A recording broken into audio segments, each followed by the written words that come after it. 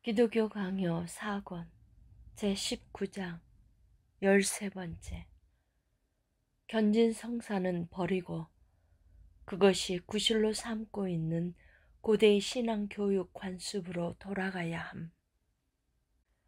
내가 권고했던 바와 같이 견진 성사라는 이 성례의 환영이 기형적으로 태어나기 전에 있었던 고대인들의 관습을 우리가 지켜냈더라면 더할 나위 없이 좋았을 것이다.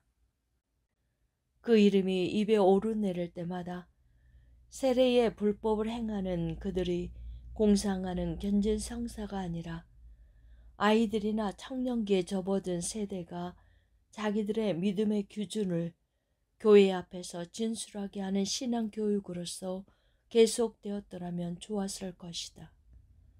진정 신자들의 교회 전체가 동의하고 있으므로 아무 이견이 있을 수 없는 우리 종교에 대한 조목들 대부분을 단순한 방식으로 담고 요약하고 있는 훈련 지침서를 마련하는 것이 교회 교육을 위한 최선의 방도가 아닌가. 10살 된 소년이 자기의 신앙 고백을 공표하기 위해서 교회에 나타날 것이며 각각의 항목에 대해서 질문을 받고 그 각각에 대해서 답할 것이다. 만약 모르는 것이나 덜 이해한 것이 있다면 가르침을 받을 것이다.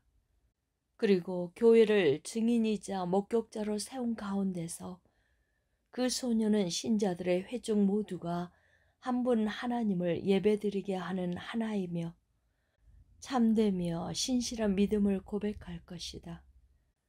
만약 이 훈육이 오늘날도 유효하다면 아이들의 신앙교육을 마치 자기들과는 전혀 관계없는 일인 것처럼 여기는 무관심하고 무감각한 일부 부모들의 나태함이 일깨워질 것이다.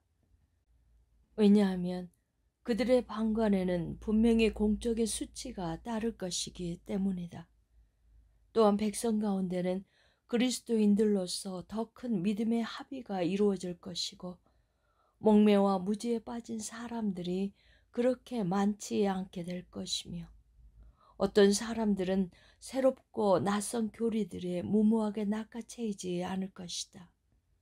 요컨대 모든 사람이 기독교 교리를 배울 모종의 방법을 터득하게 될 것이다. 14번째. 회개자에게 사제의 안수를 요구하는 고해성사는 성경에 근거가 없을 뿐만 아니라 그 취지가 고대 공회의 교령이나 교회의 관습에 배치됨. 견진성사 다음에 고해성사가 자리한다.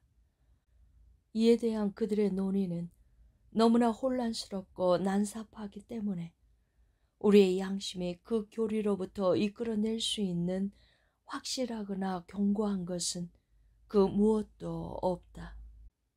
우리는 이미 다른 곳에서 회개에 대한 성경의 가르침에 대해 상세히 설명했다. 또 그곳에서 우리의 대적들이 회개를 어떻게 곡해하고 있는지도 다루었다. 이제 우리는 어떤 이유에서 그들이 회개를 하나의 성례로 수립했는지를 다룰 필요가 있다. 왜냐하면 그들의 편견이 지금까지 교회들과 학파들 가운데 지배적으로 작용하고 있기 때문이다. 나는 여기서 그들이 자기들의 허구를 공고하게 하려고 그릇된 구실을 삼고 있는 고대 교회의 예식에 대해서 간략하게 얼마간 언급하려고 한다. 고대인들은 자기들에게 부과된 보석의 의무를 다한 후에 엄숙한 안수를 받음으로써 화해에 이르게 되는 공적인 회개의 질서를 지켰다. 안수는 씻음의 징표였다.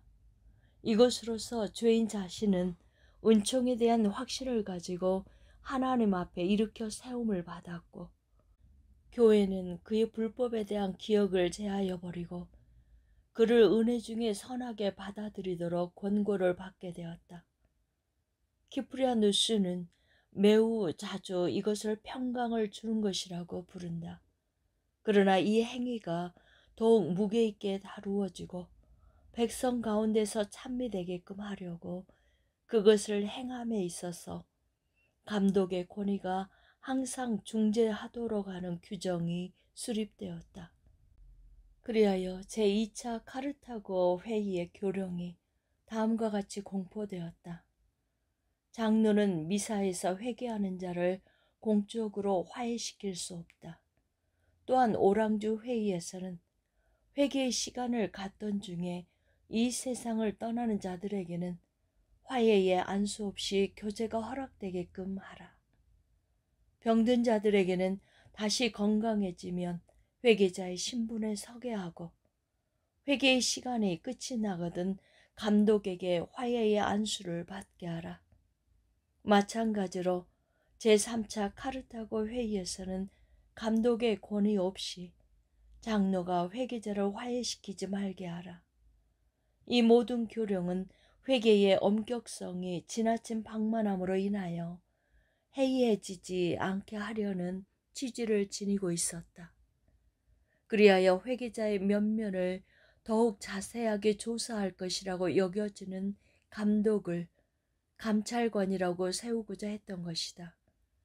그럼에도 불구하고 키프리아누스는 다른 곳에서 감독뿐만 아니라 다른 모든 성직자도 회개자에게 안수했음을 다음과 같이 보여준다. 그들은 작정한 시간 동안 회개한다. 그리고 교제로 나아온다. 그리고 감독과 성직자의 안수를 통하여 교제의 권리를 받는다.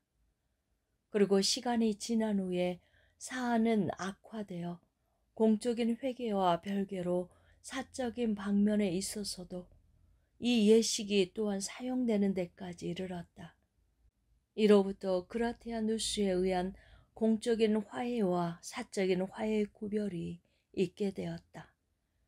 내가 헤아리기로 키프리아누스가 언급한 고대의 규칙은 교회를 위하여 거룩하고 유익하였다. 나는 그것이 오늘날 다시 회복되기를 간절히 바란다. 그러나 더욱 최근에 생긴 주교가 회개자에게 안수하는 관례에 대해서는 나서서 부인하거나 더욱 날카로운 비판을 가하지는 않지만 이전의 규칙에 따르는 것만큼 필요하다고 여기지는 않는다. 어찌되었든 회개에 있어서의 안수는 하나님이 아니라 사람이 제정한 의식이라는 사실을 우리는 여전히 깨닫는다.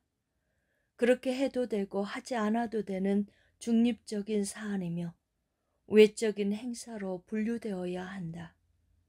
즉, 결코 경멸해서는 안 되지만 주님의 말씀에 의해 우리에게 맡겨진 것들보다 낮은 자리에 두어야 한다. 15번째, 회개에는 외적인 표징이 없으므로 성례가 될 수 없음. 그러나 로마주의자들과 스콜라주의자들은 사악한 해석으로 모든 것을 더럽히는 자기들의 버릇대로 회개에서 성례를 찾아내려고 심혈을 기울인다. 그들이 부들에서 마디를 찾듯이 뻔히 안 될 일에 애를 쓰는 것은 그리 놀랍지 않다. 그들이 할 수 있는 한 최선을 다한다고 치더라도 모호하고 불확실하며 혼란스러운 편견만 무성해질 뿐이다. 그렇기 때문에 혹 그들은 외적인 회개가 성례라고 말한다. 이 경우 외적인 회개는 내적인 회개에 대한 표징으로서, 즉 성례의 본체인 마음의 통해에 대한 표징으로서 헤아려져야 한다고 여긴다. 혹 그들은 외적인 회개와 내적인 통해 모두가 둘이 아니라 완전한 하나로서 성례라고 말한다. 그러나 이 경우 외적인 회개는 오직 성례일 뿐이며 내적인 회개는 성례적 실체이자 성례이며 나아가 죄사함은 오직 실체이며 성례는 아니라고 여긴다. 우리가 위에서 제시한 성례의 정의를 기억하는 자들이 그것과 교황주의자들이 성례라고 부르는 것을 대조해 보게 하자. 그렇게 하면 그들은 교황주의자들이 말하는 성례는 우리의 믿음을 확정하기 위해서 주님이 제정하신 외적인 의식이 아니라는 사실을 발견하게 될 것이다. 만약 교황주의자들이 나의 정의를 꼭 지켜야 할 법이 아니라고 여긴다면 자기들이 지극히 거룩한 것이라고 여기고 있는 듯 가장을 일삼는 아우구스티누스의 다음 말에 귀를 기울이게 하자. 성례들은 육체적인 사람들을 위하여 가시적인 것들로서 제정되었다. 그렇기 때문에 성례들의 단계에 따라서 눈에 인식되는 것들에서 이해되는 것들로 옮겨간다. 그들은 고해성사라고 부르는 것 가운데서 혹 그들은 무엇을 보며 혹 그것을 다른 사람에게 보여줄 수 있는가? 다른 곳에서 아우구스티누스는 말한다. 성례가 그렇게 불리는 것은 보이는 것과 이해되는 것이 서로 다르기 때문이다. 보이는 것은 육체적인 외양을 가진다. 이해되는 것은 영적인 열매를 가진다.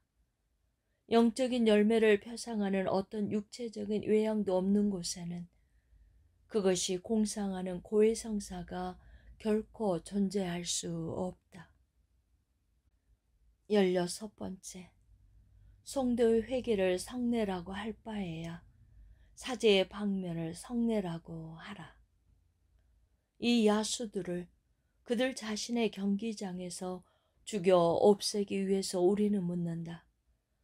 회개가 내적이든 외적이든 간에 그곳에서 어떤 성례를 찾으려고 애쓰는 것보다 사제의 방면을 성례라고 자랑하는 것이 훨씬 더 그럴듯하지 않은가. 왜냐하면 우리는 이 방면이 죄사함에 대한 우리의 믿음을 확정하는 의식이며 그들이 무엇이든지 너희가 땅에서 매면 하늘에서도 매일 것이요 땅에서 풀면 하늘에서도 풀리리라 라는 말씀을 칭하는 열쇠의 약속을 가지고 있다고 지체 없이 말할 수 있기 때문이다. 그러나 어떤 사람은 반박하기를 많은 사람의 교리에 따르면 새로운 법에 속하는 성례들은 그것들이 형상화하는 것이 효과적으로 작용해야 함에도 불구하고 많은 사람들이 사제들에 의해서 해방되었다고는 하나 실상 그것에 걸맞는 그 어떤 방면도 받지 못한 경우가 있다고 한다. 이는 어리석은 항변이다. 성찬식에는 이중적인 먹음, 즉 선한 자들과 악한 자들에게 동등한 성례적인 먹음과 선한 자들에게 제한된 영적인 먹음이 있다는 사실을 확고한 규정으로 받아들이는 그들이 정작 사면에 대해서는 그것 역시 이중적으로 얻게 된다고 공상하지 못할 이유가 어디에 있겠는가. 여태껏 나는 그들이 자기들의 교리라고 내세우는 것이 무엇인지 이해할 수 없었다. 그런데 본 사안에 대한 논의를 진지하게 다루면서 그들의 교리가 하나님의 진리와 얼마나 동떨어져 있는지를 배우게 되었다.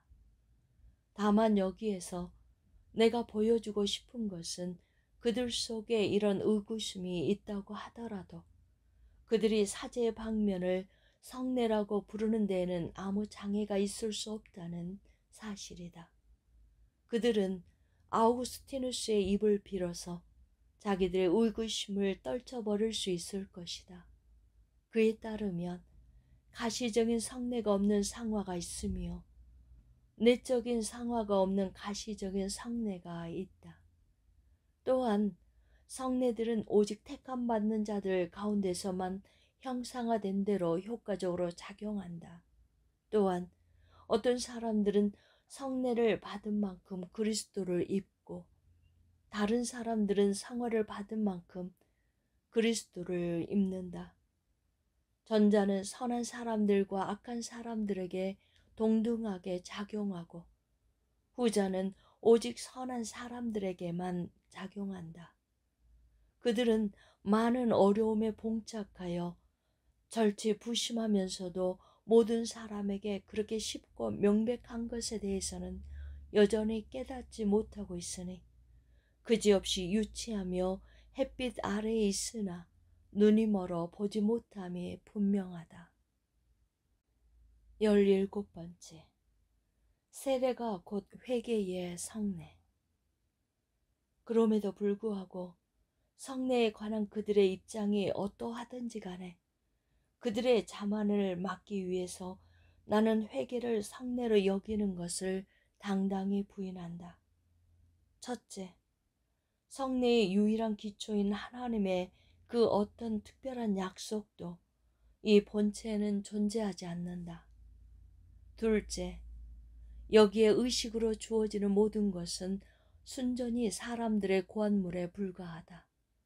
이미 정의했듯이 성례들의 의식들은 오직 하나님에 의해서만 제정될 수 있다. 그러므로 고해성사와 관련해서 그들이 고안한 것은 거짓이고 사기였다. 그들은 난파 후의 두 번째 널판이라는 이름으로 이 거짓 성례를 적당히 장식했다.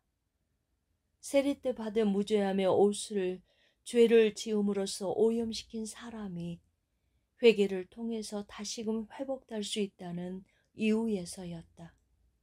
그들은 이것이 히에로니무스의 말이라고 주장한다.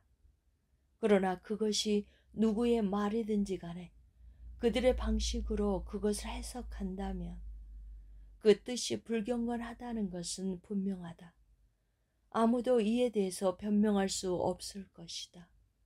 그들은 마치 죄로 말미암아 세례가 소멸되어 버림으로 세례를 받은 자가 죄사함을 생각할 때마다 자기가 죄인이었다는 기억을 상기하고 다시금 생기를 얻고 용기를 가지며 세례 가운데 자기에게 약속된 죄사함을 앞으로도 얻을 것이라는 믿음을 확정하게 되는 일이 더 이상 일어나지 않기라도 하듯이 여긴다. 히에로니무스에 따르면 교회에서 출교를 당할 만한 자들은 세례에서 떨어져 나가는 바 그 세례를 회복시키는 것이 회개이다.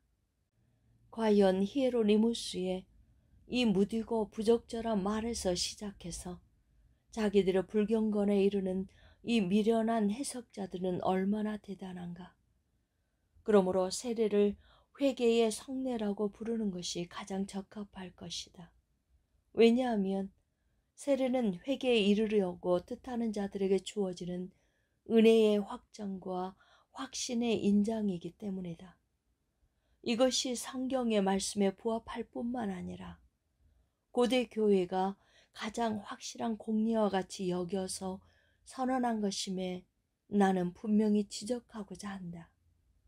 이로써 내가 말하는 것이 허구가 아님이 입증될 것이다. 아우구스티누스가 저자라고 여겨지는 집사 페트루스를 향한 삼위일체 신학론에서 세례는 믿음과 회개의 성례라고 일컬어진다. 왜 우리는 저자가 불분명한 책에서 도피처를 찾는가? 세례 요한이 죄사함을 받게 하는 회개의 세례를 전파하니라는 복음서 기자가 전하는 말씀보다 더 분명한 것이 요구되기라도 하듯이 말이다. 18번째. 주님이 사도들의 손으로 한동안 행하신 치유의 기적은 새로운 복음 선포를 드러내기 위함이었으며 이제는 그쳤으므로 정부 성사의 도유는 본체 자체가 없을 뿐더러 아무런 치유의 능력도 없음. 세 번째 거짓 성례는 정부 성사로서 그들이 말하듯이 주교에 의해서 거룩해진 기름과 하나님이 이 거룩한 기름을 통해서 그리고 가장 자애로운 자기의 자비를 통해서 당신이 봄으로써 들음으로써 냄새를 맡음으로써 만짐으로써 맛봄으로써 범했던 모든 죄를 당신에게 용서하시기를 이라는 형식의 말로서 오직 사제에 의해서 임종의 때에 행해진다. 그들은 종부 성사에 두 가지의 능력이 있다고 조작한다. 즉 죄를 사하는 것이 그 하나이고 육체적 질병을 진정시키거나 그렇지 않다면 영혼의 구원에 유익을 끼치는 것이 또 다른 하나이다. 그들은 이 제도가 야고보가 전하는 너희 중에 병든 자가 있느냐 그런 교회의 장로들을 청할 것이요. 그들은 주의 이름으로 기름을 바르며 그를 위하여 기도할지니라. 믿음의 기도는 병든 자를 구원하리니 주께서 그를 일으키시리라. 혹은 죄를 범했을지라도 사하심을 받으리라 라는 말씀에 의해서 수립되었다고 주장한다. 여기에 나오는 방식인 도유는 우리가 위에서 설명했던 안수와 동일한 방식으로 행해진다. 그것은 명분도 없고 열매도 없이 사도들을 본뜨는 연극놀이에 불과하다. 마가는 많은 병자에게 기름을 발라 고치더라 라는 말씀에서 보듯이 사도들이 주님에게서 받은 명령을 쫓아서 그들의 첫 번째 사명을 감당하면서 죽은 자들을 일으키고 귀신들을 쫓아내며 나병 환자들을 깨끗하게 하며 병자들을 건강하게 하며 환자들을 치료하는 데 기름을 사용했다고 전한다. 야고보가 장로들을 청해서 병자에게 기름을 바르라고 한 명령은 이와 관련된다. 이 일들을 주님과 사도들이 얼마나 자유롭게 행하셨는지를 올바로 깨닫는 사람들이라면 그런 의식들에는 더 깊은 비밀이 아무것도 숨겨져 있지 않다는 사실을 쉽게 판단하게 될 것이다. 주님은 맹인의 시력을 회복시키시면서 땅과 침으로 진흙을 만드셨으나 어떤 사람들은 만져서 낫게 하셨으며 어떤 사람들은 말씀으로 낫게 하셨다. 같은 방식으로 사도들은 어떤 병들은 단지 말로써, 어떤 병들은 만져서, 어떤 병들은 기름을 발라서 낫게 했다. 그러나 다른 모든 방식과 다름이 없이 이러한 도유 역시 무분별하게 사용된 것은 아닌 듯하다. 나는 이 점을 인정한다. 그럼에도 불구하고 그것을 무슨 치유의 도구로서 여기지 아니하고 단지 하나의 징표로서 받아들인다. 이 징표를 통하여서 배우지 못한 사람들이 자기들의 무지함 가운데 있을지라도 그 큰 능력이 어디서 나오는지 알게 됨으로써 자기들의 찬미를 사도들에게 돌리지 않게 되었던 것이다. 기름이 성령과 성령의 은사들을 의미한다는 것에 대해서는 일상적으로 누구나 알고 있다. 그러나 주님이 한동안 보여주기를 원하신 저 치유의 은혜가 다른 기적들과 마찬가지로 이제는 사라진 것은 그가 새로운 복음 선포를 영혼에 경탄할 만한 것으로 만드시기 위함이었다. 그러므로 도유가 사도들의 시대에 그들의 손을 통하여서 사람들에게 주어진 능력들을 제시하는 성례였다는 점을 우리는 전적으로 인정한다. 그렇지만 그 능력들을 나누는 사명이 맡겨져 있지 않은 지금 우리에게 있어서 그것은 아무 관계도 없다. 19번째, 주님은 언제나 병약한 자들을 치유하시지만 이전과 같이 드러나게 보이는 방식으로 하시거나 사도들의 손을 통하여 하시지 않음. 그들이 성경에 언급된 다른 징표들이 아니라 굳이 도유를 성례로 삼고자 하는 데는 무슨 더 큰 이유라도 있는가? 왜 그들은 어느 장소를 실로암과 같이 목욕하는 곳으로 지정해서 환자들이 어떤 지정된 때에 뛰어들게 하지 않는가? 이것이 무슨 소용이 있겠냐고 그들은 말할 것이다. 그러나 이것이 기름을 바르는 것보다는 확실히 낫다. 사도 바울은 청년 위에 엎드려 그를 일으켰다. 그렇다면 그들은 왜 죽은 사람들 위에 엎드리지 않은가? 왜 흙과 침으로 만든 진흙은 성례가 아닌가? 그들은 말하기를 다른 것들은 개별적인 사례들이나 도유는 야고보에 의해서 명령되었다고 한다. 즉 야고보는 지금도 교회가 여전히 그러한 하나님의 은총을 그때와 다름이 없이 동일하게 누리고 있음에 대해서 전하였다는 것이다. 우리가 보듯이 그들은 동일한 힘이 여전히 자기들이 하는 도유에도 머물러 있다고 주장한다. 그러나 우리는 다르게 경험한다. 우리에게는 하나님이 말씀이 생명이자 빛이다. 우리는 그 말씀을 빼앗기게 되면 무감각해지고 눈이 멀게 된다. 모렴치하게도 그들은 그 큰 자만심에 빠져서 이러한 우리의 영혼을 가지고 거짓된 유의를 일삼고 있다. 그들에게 있어서 이 정도는 놀랄 일도 아니다. 그들은 자기들에게는 치유의 은혜가 부여되었다고 자랑하지만 실상 그들 자신을 스스로 속이고 있다.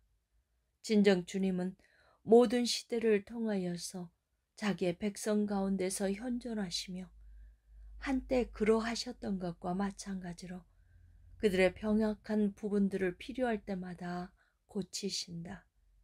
그럼에도 불구하고 저 명백한 능력들을 보이게 드러내지는 않으신다. 또한 사도들의 손을 통하여서 기적들을 나누어 주지도 않으신다. 왜냐하면 그것은 일시적인 은사였으며 일정 부분 사람들의 배은망덕으로 인해서 곧 소멸되고 말았기 때문이다. 20번째, 정부 성사에는 말씀에 의해서 제정된 의식도 약속도 없음. 사도들에게 부여된 기름의 표징은 결코 헛되지 않았다. 그것은 그들에게 맡겨진 치유의 은혜가 그들 자신의 능력이 아니라 성령의 능력이라는 사실을 명백히 입증하였다. 반면에 이 사람들은 썩은 냄새가 나고 아무 힘도 없는 기름을 성령이 자기들의 능력으로 삼아 주셨다고 왜곡한다. 이는 성경은 기름을 성령의 이름으로써 칭하므로 모든 기름이 성령의 능력이라고 말하는 것이나 성령이 비둘기의 형체로 나타나셨기 때문에 모든 비둘기가 성령이라고 말하는 것이나 진배없다. 진정 그들은 이러한 사실을 깨달아야 할 것이다. 지금 우리로서는 그들의 도유가 성례가 아니고 하나님에 의해서 제정된 의식도 아니며 어떤 약속도 가지고 있지 않다고 아주 확실하게 인식하는 것으로 족하다. 성례는 하나님에 의해서 제정된 것이어야 하며 하나님의 약속을 가지고 있어야 한다. 우리는 이 두 가지를 요구할 때 동시에 성례 의식이 우리에게 전해지고 성례의 약속이 우리에게 미치기를 갈망한다. 할례는 하나님이 제정하신 것이며 그것에 약속이 부착되어 있지만 아무도 지금 그것을 기독교 교회의 성례라고 주장하지 않는다. 왜냐하면 그것은 우리에게 명령되지 않았을 뿐만 아니라 그것의 부속한 약속도 우리에게 주어지지 않았기 때문이다. 그들이 거세게 자랑하고 있는 도요의 약속이 우리에게 주어지지 않았음을 우리는 명백히 설명했다. 그들 자신도 자기들의 경험으로서 실상 이를 공표하고 있다. 치유의 은혜가 수여된 사람들이 아닌 다른 사람들에 의해서 이 의식이 사용되어서는 안 된다. 치유가 아니라 베어서 죽이고 목졸라 죽이는데 더 유능한 저 도살자들에 의해서는 안 된다.